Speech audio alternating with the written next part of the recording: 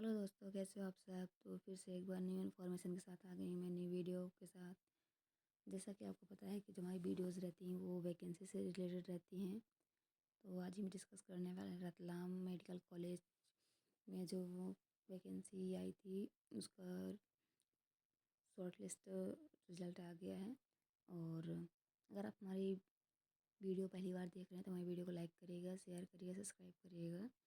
और आप बिल्कुल आप प्रिपरेशन करते रहिए वैकेंसी की। जो भी किसी भी फील्ड में अगर आप कर रहे हैं, जो भी जैसे मेडिकल में ही कर रहे हैं या फिर किसी और फील्ड में कर रहे हैं, एमपी से या फिर किसी और राज्य से अगर आप हमारी वीडियोस को देख रहे हैं, और हम हर फील्ड पे वीडियो बनाने की पूरी कोशिश करते हैं।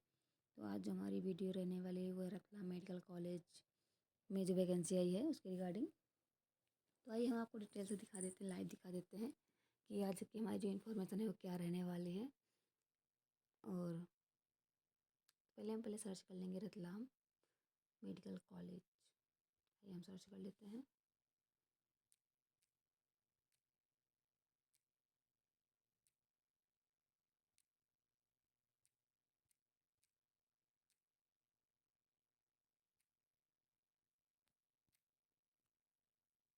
जैसे कि आप देख पा रहे हैं, ये doctor Lakshmi Narayan Pandey government medical college Ratlam, ये इसकी ऑफिशियल वेबसाइट है। तो हम इस पर क्लिक करके ओपन कर लेंगे। जैसा कि आप देख पा रहे हैं, ये रतलाम मेडिकल कॉलेज की मेन वेबसाइट ओपन हो चुकी है। हमें नीचे स्क्रॉल कर लेंगे। नीचे स्क्रॉल करने के बाद ये जो ब्लू पट्टी है इस पर एरो चलती हुई दिख रही होगी, जैसा कि आप देख पा रहे होंगे। फिर पे अपन क्लिक कर लेंगे। इसी पे इन्फॉर्मेशन आई है, जो नई इन्फॉर्मेशन आई है। अब आप देख पा रहे हैं कि जो इसका मेन वेबसाइट ओपन हो चुका था, अभी इसकी नोटिस बोर्ड भी ओपन हो गई है। दोस्तों, जो हमारी वीडियो रहती हैं वो मेडिकल फील्ड से ज़्यादा रहती हैं, और थोड़े और अगर किसी अदर स्टेट में वैकेंसी आती हैं, अगर हमको पता चलता है तो हम ज़रूर उसमें वीडियो बनाने की पूरी कोशिश करते हैं। आप ऐसे सपोर्ट और प्यार बनाए रहें।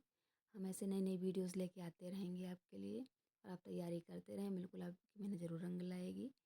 तो आइए देख लेते हैं जो आज की अपडेट है क्या रहने वाली है। जैसे कि आप देख पा रहे हैं, ये फर्स्ट नंबर पे लिखा हुआ है। अभी कल की अपडेट है, 4 तारीख की अपडेट है। इस पे VDRL लैब मल्टीटास्किंग एलिजिबल और नॉट एलिजिबल की लिस्ट आई हुई है। तो जैसा कि दोस्तों, इसमें जो VDRL की जो वैकेंसी थी वो आ चुकी थी, और इसमें फॉर्म अप्लाई भी हो चुके हैं। जो इसमें एलिजिबल और नॉट एलिजिबल थे कैंडिडेट, उनको सिलेक्ट किया गया है। तो उसी की लिस्ट जारी की गई है कि कितने कैंडिडेट सिलेक्टेड हैं, एलिजिबल है इस पोस्ट के लिए, और कौन कौन से नहीं है उनकी भी लिस्ट दी गई है। तो बिल्कुल ये जानकारी बहुत ही इम्पोर्टेंट है। जैसे कि आप देख पा रहे हैं, VDRL लैब मल्टीटास्किंग स्टाफ की जो वैकेंसी आई थी उस पे ये अपडेट है। और बिल्कुल आप बन आप बने रहें हमारे साथ। आइए इसको हम ओपन करके देख लेते हैं। पहले इस PDF को डाउनलोड कर लेते हैं। को लाइव दिखा रहे हैं, जैसे कि आप देख पा रहे हैं PDF डाउनलोड कर दिया हमने। आपके सामने ही देखिए, ये इसका मेन वेबसाइट के थ्रू हमने PDF डाउनलोड कर लिया, और अभी ये जो नोटिफिकेशन था वो ओपन हो चुका है। जैसा कि आप देख पा रहे हैं, कार्यालय मुख्य कार्यपालन अधिकारी एवं अधिष्ठाता ये रतलाम के द्वारा निकाला गया लेटर है। और सूचना में दिया गया भी 4/2/2026 में आया था। 4 फरवरी में ये नोटिफिकेशन आया। तो बहुत लेटेस्ट अपडेट है। बहुत ही लेटेस्ट अपडेट वाली वीडियो हम बनाते हैं ताकि आपको उससे यूज़फुल इंफॉर्मेशन मिल सके, और काफ़ी यूज़फुल आपके लिए। जैसा कि आप देख पा रहे हैं, जो सूचना में लिखा गया है, विज्ञप्ति क्रमांक 8874 GMC रतलाम दिनांक 27/6/2025 को अधिष्ठाता कार्यालय द्वारा VDRL हेतु जारी की गई थी। जो ये विज्ञप्ति थी, तो ये 27/6/2025 को अधिष्ठाता कार्यालय द्वारा VDRL हेतु जारी की गई थी, जिसमें अस्थायी पद दिए गए हैं। और मल्टीटास्किंग स्टाफ की भर्ती हेतु ये विज्ञापन निकाला गया था। ऑफलाइन आवेदन प्राप्त किए गए थे, और अभी स्क्रूटनी में जो पात्र और अपात्र अभ्यर्थी मिले हैं उनकी सूची तैयार की गई है। तो ये जो आवेदन हुआ था वो ऑफलाइन हुआ था, ऑफलाइन फॉर्म सबमिट हुए थे और जितने भी अभ्यर्थी पात्र हैं और जो अपात्र हैं यानी जो सिलेक्टेड हैं और जो नॉन सिलेक्टेड हैं उन दोनों की सूची यहाँ पे दी गई है। तो बिल्कुल कैंडिडेट अगर आप फॉर्म अप्लाई किए रहे होंगे तो आपके लिए बहुत बड़ी खुशखबरी है कि आपका ये इसमें अगर नाम होगा तो बहुत ही अच्छा मौका है। और आप जैसे अपन लोग ऐसा होता है कभी कभी कि फॉर्म अप्लाई कर देते हैं और अपन को याद नहीं रहता कि हम फॉर्म अप्लाई किए तो अपना सिलेक्शन भी हो जाता है। तो ऐसे रिमाइंडर हम लेके आते रहते हैं वीडियो। आइए देख लेते हैं इसमें कितने कैंडिडेटों का सिलेक्शन हुआ है। तो जैसा कि आप देख पा रहे हैं मल्टीटास्किंग पद है तो जो पात्र यानी जो एलिजिबल कैंडिडेट है वो पहले उनकी सूची दी गई है। इसमें आप देख पा रहे हैं कितने कैंडिडेट का नाम दिया गया है। ये देख लेते हैं कितने कैंडिडेट का नाम दिया गया है इसमें टोटल।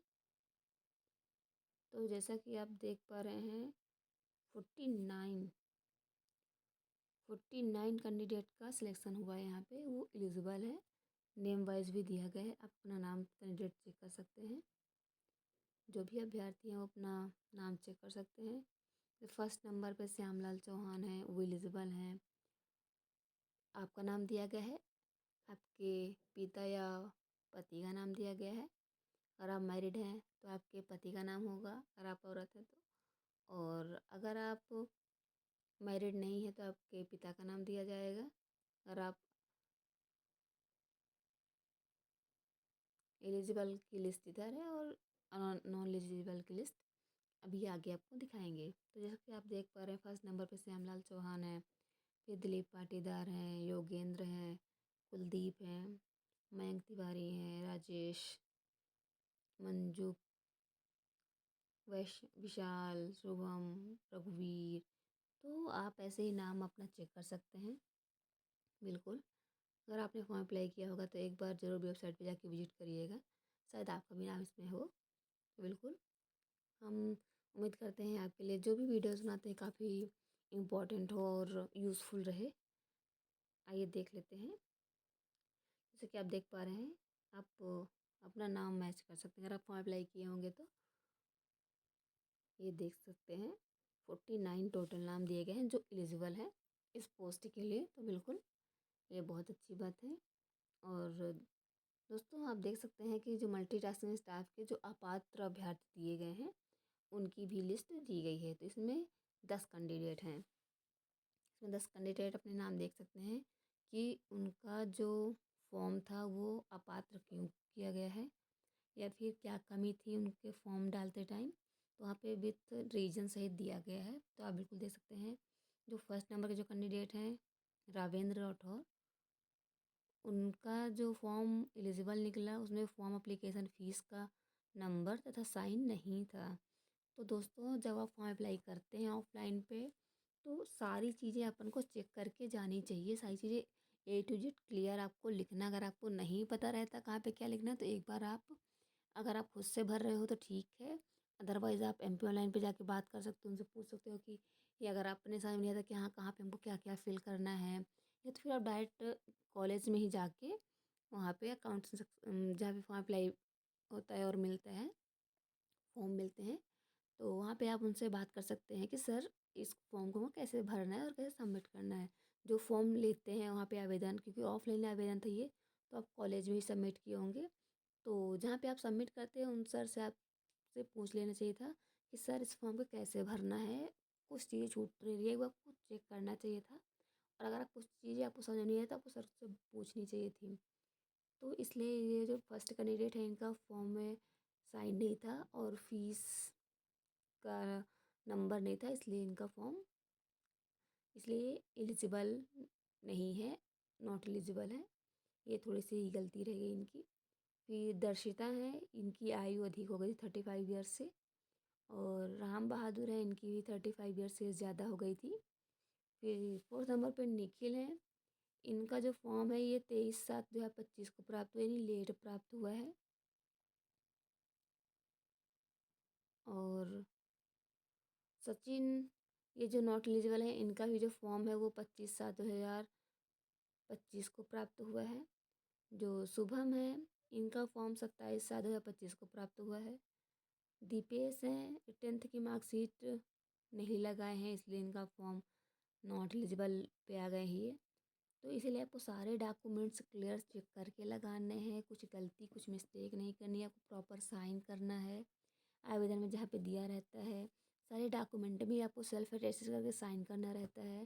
तो बिल्कुल ये छोटी छोटी चीज़ों का ध्यान रखना चाहिए आपको, या फिर आपको वहाँ पे पूछ लीजिएगा आपको समझ में नहीं आ रहा है तो।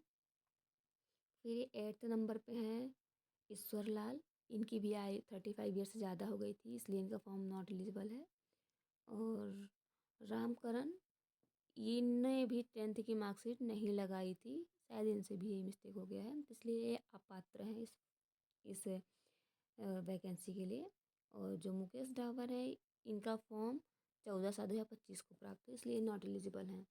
तो दोस्तों, जैसा कि आपको पता है कि जो भी अगर हम फॉर्म डालते हैं उसमें सारे डॉक्यूमेंट प्रॉपर लगाने चाहिए, प्रॉपर साइन करना चाहिए, तभी आप, अगर शायद अगर इनका ये होता 10th की मार्क्सिट लगा पाते तो शायद ये भी एलिजिबल होते। तो कहीं नहीं कहीं अपने आप को फिर अंदर से रहता कि काश हम ये कर पाते, तो इसलिए नेक्स्ट टाइम के लिए ठीक है, इस बार कोई बात नहीं। आइए देख लेते हैं, यहाँ पर नीचे कुछ नोट्स भी दिया गया है, फिर आपको हम कुछ पॉइंट्स बताते हैं। तो नोट्स यहाँ पे दिए गए हैं, उक्त समस्त अभ्यर्थियों को अपनी अपात्रता के संबंध में यदि कुछ आपत्ति हो तो अपनी आपत्ति दिनांक 10/2/2026 को शाम 5 बजे के पूर्व महाविद्यालय के कार्यालय में अथवा लिखित में आवेदन प्रस्तुत कर सकते हैं। इसके पश्चात किसी भी आपत्ति पर विचार नहीं किया जाएगा। तो दोस्तों, अभी एक मौका आपको और दिया गया है। ये 10 कैंडिडेट हैं जो अपात्र सूची पे हैं। तो अगर आपको इस पर कोई भी आपत्ति है तो आप बिल्कुल 10 तारीख में जाके आप कार्यालय में, कॉलेज के कार्यालय में जाके, आप रतलाम महाविद्यालय पे जाके आप अपना उस पर आवेदन दे सकते हैं, या फिर आप बात कर सकते हैं। अगर हो सके तो शायद जैसे इनकी जिनकी 10th की मार्कशीट नहीं लगी है तो अपने सारे डॉक्यूमेंट्स आप लेके जाना, शायद वहाँ पे बात करने पे और आवेदन देने पे शायद आपको बात पे एक बार विचार किया जाए। तो बिल्कुल अभी शायद आपके लिए एक और अपॉर्चुनिटी है। तो अभी 10 तारीख तक का, 10 फरवरी तक आपको टाइम है। तो बिल्कुल आप ज़रूर एक कोशिश आप ज़रूर करिएगा, शायद आपका हो जाए बिल्कुल। और यहाँ पे जैसे नीचे दिया गया है कि उक्त पात्र पाए जाने वाले अभ्यर्थी की चयन प्रक्रिया निम्नानुसार होगी। तो ये जो 10 कैंडिडेट हैं जो अपात्र पाए गए थे, और आप 10 फरवरी के पहले पहले जाके, 10 फरवरी तक का टाइम है, 10 फरवरी शाम 5 बजे तक का टाइम है आपके पास।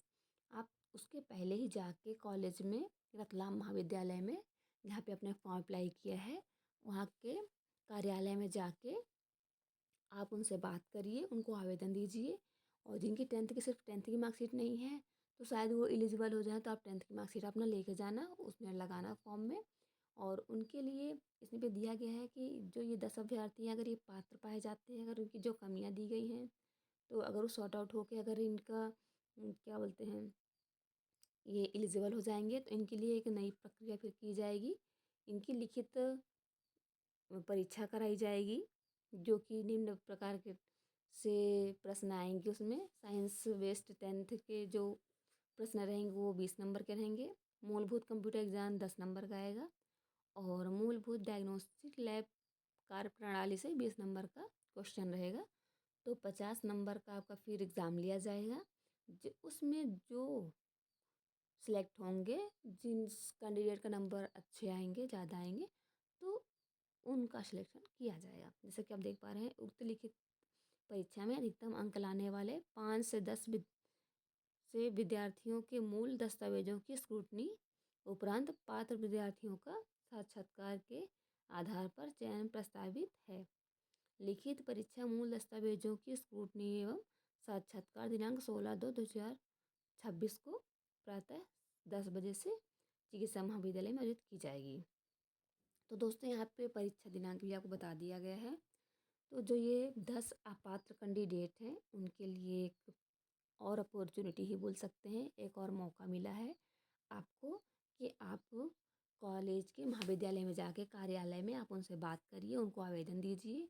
अगर आपका दस्तावेज़ सही है तो उसके बारे में विचार करिए, उनसे बात करिए और अगर आप उसमें सिलेक्ट होते हैं, अगर आप उसमें एलिजिबल पात्र पाए जाते हैं, तो आपका फिर एक लिखित एग्ज़ाम लिया जाएगा, उसमें 50 नंबर का रहेगा, जिसमें 20 नंबर 10वीं 10th की बेस साइंस से आएगा। 10th बेस पे रहेगा, साइंस से 20 नंबर क्वेश्चन आएंगे और 10 नंबर का जो क्वेश्चन रहेगा वो कंप्यूटर बेस से आएगा और जो 20 नंबर का क्वेश्चन रहेगा वो लैब प्रणाली से आएगा, डायग्नोस्टिक लैब प्रणाली से। बिल्कुल, फिर इसमें जो कैंडिडेट रहेंगे उनको जिसका सिलेक्शन होगा उनको लिया जाएगा। और जो लिखित परीक्षा है इसका भी टाइम इसमें बता दिया गया है, 16 फरवरी को होने वाला है, कॉलेज में ही होगा। तो बिल्कुल आप ये दूसरा मौका नहीं गंवाएं और उम्मीद करती हूँ कि आप तक ये इन्फॉर्मेशन पहुँच पाए। अगर नहीं भी पहुँच पाती तो आप जो लोग फॉर्म अप्लाई किए हैं इस वैकेंसी पे अप्लाई किए थे तो आप बिल्कुल जाके वेबसाइट पे आपको चेक करना चाहिए कि आपका सिलेक्शन हुआ कि नहीं हुआ, क्या अपडेट आ रही है। हालांकि बहुत टाइम बाद इसका रिजल्ट आया है, ऐसा दिया गया है स्क्रूटनी एलिजिबल नॉट एलिजिबल का, पर फिर भी एक बार आपको जाके चेक करनी चाहिए कि क्या अपडेट है हमारे जो हमने फॉर्म अप्लाई किया था, क्योंकि ऑफलाइन वाले में थोड़ा जल्दी से पता नहीं चल पाता है, इसलिए आपको चेक करते रहना चाहिए। उम्मीद करती हूँ कि आपके लिए जो हमारी इन्फॉर्मेशन है वो थोड़ा यूज़फुल हो और अगली बार हम और दूसरी वैकेंसी अपडेट्स के साथ आपके साथ प्रस्तुत होंगे और उम्मीद करते हैं जो हमारी वीडियोज़ रहती हैं आपके लिए काफ़ी यूज़फुल रहें। आपका ऐसा प्यार और सपोर्ट बना रहेगा तो हम ऐसे ही और इन्फॉर्मेटिव वाली वीडियोज़ लाते रहेंगे और आप तक ऐसे न्यू न्यू इन्फॉर्मेशन पहुंचाते रहेंगे। तो बिल्कुल मिलते हैं नेक्स्ट वीडियो में। Thank you.